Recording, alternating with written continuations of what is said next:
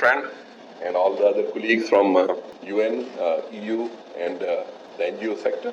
Pakistan in general and KP Police has come a long way in achieving what we call affirmative action in women empowerment. When I joined police force, there were major issues. Honor killings used to be a very major issue, but it's the work of especially the NGO sector and my police forces, especially the women in police force, where they have highlighted these issues, cases have been registered, people have been dealt with very, very firmly. In terms of recruitment of senior police officers, like in ASPs, and now we have many female ASPs in the service, and the reason for that is that we had a quota for them, that 10% of all ASP seats would go to women.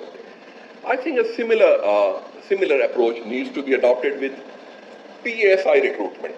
Again, if on a similar platform we can have 10% quota for women police officers into probationary ASIs, that would eventually, over a number of years, increase the number of women at senior position. More women in jobs also puts to rest many problems, like educated women, working women, knows better how to get the support of law against issues like domestic abuse and those kind of things. So women should always know that the law stands behind them.